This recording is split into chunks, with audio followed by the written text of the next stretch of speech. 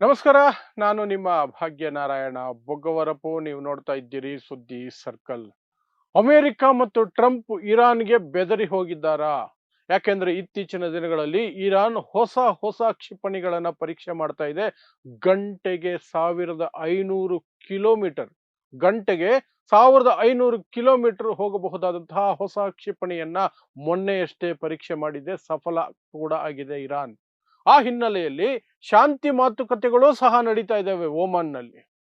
ಓಮಾನ್ನಲ್ಲಿ Iran ಮತ್ತು ಅಮೆರಿಕದ ನಡುವೆ, ರಾಯಭಾರಿಗಳ ನಡುವೆ, ಪ್ರತಿನಿಧಿಗಳ ನಡುವೆ ಶಾಂತಿ ಮಾತುಕತೆ ನಡೀತಿದೆ. ಇದರ ನಡುವೆ ಅಮೆರಿಕ ಹೆದರ್ಕೊಂಡಿದೆಯಾ ಅನ್ನುವಂತಹ ಸೂಚನೆಗಳು ಸಿಗುವಂತಹ ಒಂದು ಆದೇಶವನ್ನ ಸ್ವತಃ ಅಮೆರಿಕ ಕೊಟ್ಟಿದೆ.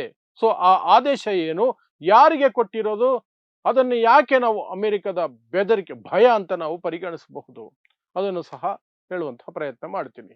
ಸೊ ನಿಮಗೆ ಗೊತ್ತಿದ್ರೆ ಅಮೆರಿಕ ಮತ್ತು ಇರಾನ್ ನಡುವೆ ಯಾವುದೇ ಕ್ಷಣ ಯುದ್ಧ ಆಗಬಹುದು ಅನ್ನುವಂತಹ ಪರಿಸ್ಥಿತಿ ನಿರ್ಮಾಣ ಆಗಿದೆ. ಯಾವಾಗ ವೆನಿಸ್ವೇಲಾದ ಅಧ್ಯಕ್ಷ ಮತ್ತು ಆತನ ಪತ್ನಿಯನ್ನ ಬೆಡ್ರೂಮ್ಗೆ ನುಗ್ಗಿ ಎತ್ಕೊಂಡೋಯ್ತು ಅಮೆರಿಕ ಸೇನೆ, ಅವತ್ತಿನಿಂದಲೂ ಸಹ ಇರಾನೇ ನಮ್ಮ ನೆಕ್ಸ್ಟ್ ಟಾರ್ಗೆಟ್ ಅನ್ನೋದನ್ನ ಟ್ರಂಪ್ ಬಹಿರಂಗವಾಗಿ ಹೇಳಿದ್ದಾರೆ. ಇರಾನ್ನಲ್ಲಿ ಖಾಮಿನೈ ಅವರ ಅಧಿಕಾರವನ್ನ ಅಥವಾ ಅವರ ಆಡಳಿತವನ್ನ ಕೊನೆಗೊಳಿಸಬೇಕು, ಅವರ ಆಡಳಿತ ನಮಗೆ ಬೇಕಿಲ್ಲ ಅನ್ನುವಂಥದ್ದು ಅಮೆರಿಕದ ವಾದ.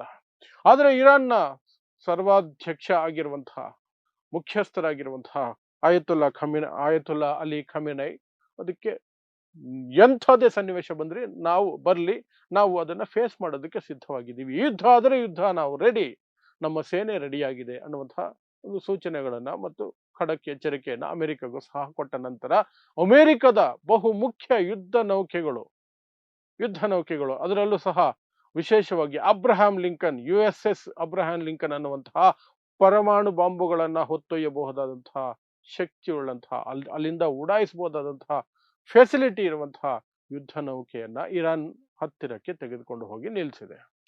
ಇನ್ನೊಂದು ಜಾರ್ಜ್ ಬುಷ್ ಅನ್ನುವಂತಹ ಇನ್ನೊಂದು ಯುದ್ಧ ನೌಕೆ, ದೊಡ್ಡ ಯುದ್ಧ ನೌಕೆ, ಅದು ಸಹ ಒಂದು ಕ್ಷೇತ್ರಕ್ಕೆ ಬಂದು ನಿಂತ್ಕೊಂಡು ಕಾಯ್ತಿದೆ ಆದೇಶಗಳಿಗೆ ಮುಂದೆ ಹೋಗಬೇಕಾ ಏನು ಅಂತದಕ್ಕೆ. ಈ ಹಿನ್ನೆಲೆಯಲ್ಲಿ ಅಮೆರಿಕ ಒಂದು ಲಾಸ್ಟ್ ಚಾನ್ಸ್ ಅನ್ನುವ ರೀತಿಯಲ್ಲಿ, ಅಥವಾ ಇರಾನ್ಗೂ ಸಹ ಯುದ್ಧ ಮಾಡೋದು ಇಷ್ಟ ಇರಲಿಲ್ಲ, ಇಬ್ರು ಸೇರ್ಕೊಂಡು ಏನ್ ಮಾಡಿದ್ರು, ಒಂದು ಮಾತುಕತೆ ನಡೆಸೋಣ, ಮಾತುಕತೆ ಮೂಲಕ ಪರಿಹಾರ ಆದ್ರೆ ಆಗ್ಲಿ ಅಂತ ಒಮಾನ್ ದೇಶದಲ್ಲಿ, ಒಮಾನ್ನ ಮಧ್ಯಸ್ಥಿಕೆಯಲ್ಲಿ ಈಗ ಮಾತುಕತೆಗಳು ನಡೀತಾ ಇದೆ. ಅಲ್ಲಿ ಅಮೆರಿಕ ಇಡ್ತಿರುವಂತಹ ಬೇಡಿಕೆಗಳೇನು ಅಂದ್ರೆ, ಪರಮಾಣು ಏನು ಕ್ಷಿಪಣಿಗಳನ್ನ ಅಥವಾ ಬಾಂಬುಗಳನ್ನ ತಯಾರಿಯಲ್ಲಿ ತೊಡಗಿಸ್ಕೊಂಡಿದೆ ಇರಾನ್, ಅದನ್ನ ಕಂಪ್ಲೀಟ್ ಆಗಿ ನಿಲ್ಲಿಸಬೇಕು. ಯುರೇನಿಯಂ ಅನ್ನ ಏನವರು ಬೆಳೆಸೋದಕ್ಕೆ ನೋಡ್ತಿದ್ದಾರೆ ಅದನ್ನ ನಿಲ್ಲಿಸಬೇಕು. ಕ್ಷಿಪಣಿಗಳು, ಹೊಸ ಹೊಸ ಕ್ಷಿಪಣಿಗಳನ್ನ ದಿನ ಬೆಳಗಾದ್ರೆ ಅದು ಪರೀಕ್ಷೆ ಮಾಡ್ತಿದೆಯಲ್ಲ, ಅದನ್ನ ನಿಲ್ಲಿಸಬೇಕು. ಈ ರೀತಿಯಾದಂತಹ ಬೇಡಿಕೆಗಳನ್ನ ಅಮೆರಿಕ ಇರಾನ್ ಮುಂದೆ ಇಡ್ತಾ ಇದೆ ಮಾತುಕತೆಯಲ್ಲಿ. ಇದಕ್ಕೆ ಇರಾನ್ ಅಕ್ಷರಶಃ ಒಪ್ತಾ ಇಲ್ಲ. ಅದು ಕೊಡ್ತಿರುವಂತಹ ಒಂದು ಸಬೂಬ್ ಏನು ಅಂದ್ರೆ, ನೀವು ವೆನಿಸ್ವೇಲಾನ ನೋಡಿದ್ರಲ್ಲ, ವೆನಿಸ್ವೇಲಾ ಸೈನ್ಯ ಬಲವಾಗಿ ಇಲ್ಲದ ಕಾರಣಕ್ಕಾಗಿ, ಅವರ ಹತ್ರ ಶಕ್ತಿಯುತವಾದಂತಹ ಕ್ಷಿಪಣಿಗಳು ಇಲ್ಲದ ಕಾರಣಕ್ಕಾಗಿ ಆ ದೇಶವನ್ನ ಸುಲಭವಾಗಿ ಅಮೆರಿಕ ಈಗ ಆಕ್ರಮಿಸ್ಕೊಂಡಂಗೆ ಆಗೋಗಿದೆ. ನಾವು ಆ ರೀತಿ ಗುಲಾಮಗಿರಿಗೆ ಹೋಗೋದಕ್ಕೆ ಇಚ್ಛೆ ಪಡೋದಿಲ್ಲ, ನಾವು ಫೈಟ್ ಮಾಡ್ತೀವಿ, ನಮ್ಮ ರಕ್ಷಣೆಗೆ ಏನ್ ಬೇಕೋ ಅದನ್ನ ಮಾಡ್ಕೊಳ್ತೀವಿ ಅಂತ ಮಾತುಕತೆಯಲ್ಲಿ ಸ್ವಲ್ಪ ಪಾಸಿಟಿವ್ ಆಗಿ ಏನು ಬರ್ತಿಲ್ಲ, ಬಟ್ ಮಾತುಕತೆಗಳು ಮುಂದುವರಿತಾ ಇದೆ. ಬಟ್ ಇದರ ನಡುವೆ ಮಾತುಕತೆಗಳ ನಡುವೆನೆ ಇರಾನ್ ಸಾಕಷ್ಟು ಹೊಸ ಕ್ಷಿಪಣಿಗಳನ್ನ ಪರೀಕ್ಷೆ ಮಾಡ್ತಾ ಇದೆ. ಅದು ಎಲ್ಲವೂ ಸಫಲ ಆಗ್ತಾ ಇದೆ.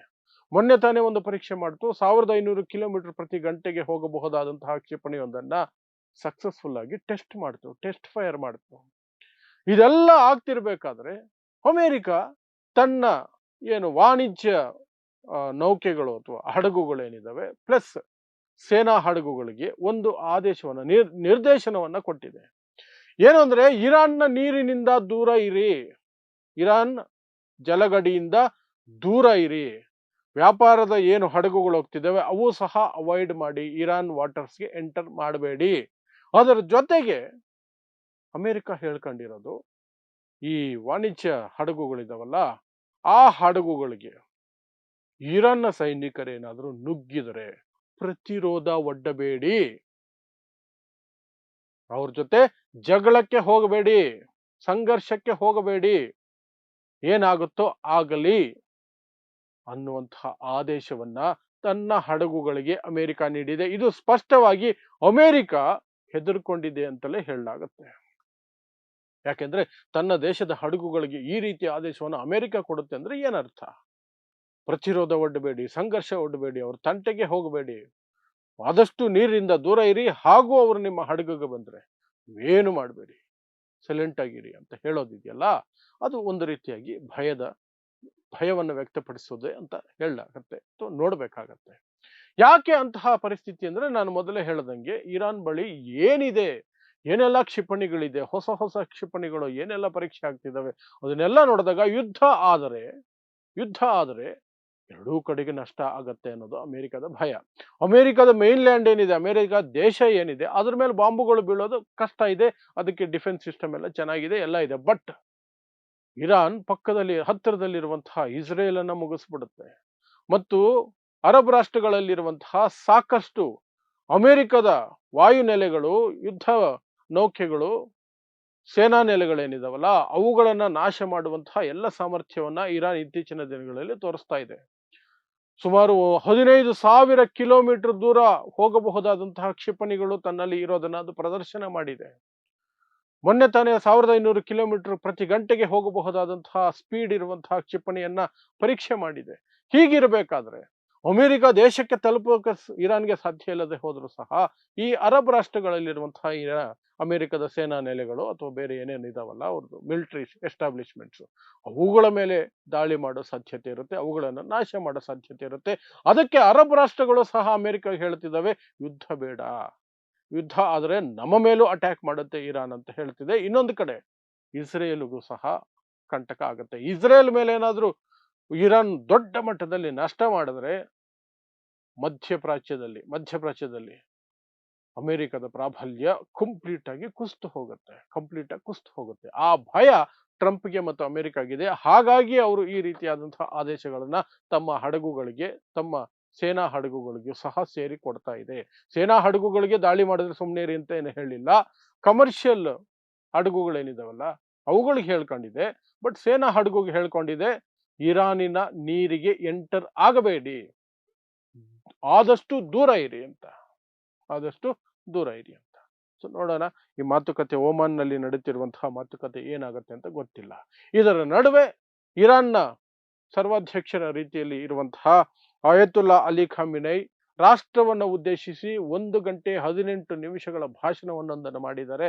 ಆ ಭಾಷಣದಲ್ಲಿ ರಾಷ್ಟ್ರಕ್ಕೆ ಅವರು ಹೇಳಿರೋದು ಒಂದೇ, ನಮ್ಮ ಒಗ್ಗಟ್ಟೆ ನಮ್ಮ ಶಕ್ತಿ, ನಮ್ಮ ಮಿಸೈಲು ಸೇನೆ ಸೆಕೆಂಡ್ರಿ, ಮೊದಲ ಶಕ್ತಿ ನಮಗೆ ನಮ್ಮ ಒಗ್ಗಟ್ಟು, ನಾವೆಲ್ಲ ಒಗ್ಗಟ್ಟಾಗಿರಬೇಕು. ಎಲ್ಲಿಯವರೆಗೆ ನಮ್ಮ ಶತ್ರುಗಳಿಗೆ ನಮ್ಮ ದೇಶವನ್ನು ತುಂಡರಿಸಬಹುದು ಅನ್ನುವಂತಹ ನಂಬಿಕೆ ಇರುತ್ತೋ ಅಲ್ಲಿಯವರೆಗೆ ಅವರಿಗೆ ಧೈರ್ಯ ಇರುತ್ತೆ. ಅದು ಆ ನಂಬಿಕೆ ಯಾವಾಗ ಹೋಗುತ್ತೋ ಅವರ ಧೈರ್ಯ ನಾಶ ಆಗುತ್ತೆ. ನಮ್ಮನ್ನು ಏನು ಮಾಡೋಕ್ಕಾಗಲ್ಲ, ನಾವೆಲ್ಲ ಒಟ್ಟಿಗೆ ಹೋಗಬೇಕಾಗಿದೆ ಅನ್ನುವಂತಹ ಒಂದು ಭಾವನಾತ್ಮಕವಾದಂತಹ ಸ್ಪೀಚ್, 1 ಗಂಟೆ 18 ನಿಮಿಷಗಳ ಒಂದು ದೊಡ್ಡ ಸ್ಪೀಚ್ ಅನ್ನ ಇರಾನ್ ದೇಶದ ಜನರನ್ನು ಉದ್ದೇಶಿಸಿ ಅಲಿ ಖಾಮಿನೈ ಅವರು ಮಾಡಿದ್ದಾರೆ. ಅದು ಸಹ ಮುಂದಿನ ದಿನಗಳಲ್ಲಿ ಆ ದೇಶದ ಮೇಲೆ ಯಾವ ರೀತಿ ಪ್ರಭಾವ ಬೀರುತ್ತೆ ನೋಡ್ಬೇಕಾಗುತ್ತೆ. ಸೊ ಇದಿಷ್ಟು ಇರಾನ್ ಮತ್ತು ಅಮೆರಿಕ ನಡುವಿನ ಸಂಘರ್ಷದ ನಡುವೆ ಈಗ ಬರ್ತಿರುವಂತಹ ಅಪ್ಡೇಟ್ಗಳು. ಮುಂದೆ ಆಗುವಂತಹ ಅಪ್ಡೇಟ್ಗಳನ್ನ ನಿರಂತರವಾಗಿ ನಿಮಗೆ ಕೊಡುವಂತಹ ಪ್ರಯತ್ನವನ್ನು ಮಾಡ್ತಾನೆ ಇರ್ತೀನಿ. ಇಂತಹದೇ ವಿಶೇಷ ಸುದ್ದಿಗಳಿಗಾಗಿ ನೋಡ್ತಾ ಇರಿ ಸುದ್ದಿ ಸರ್ಕಲ್. ನಾನು ನಿಮ್ಮ ಭಾಗ್ಯನಾರಾಯಣ ಬೊಗವರಪು.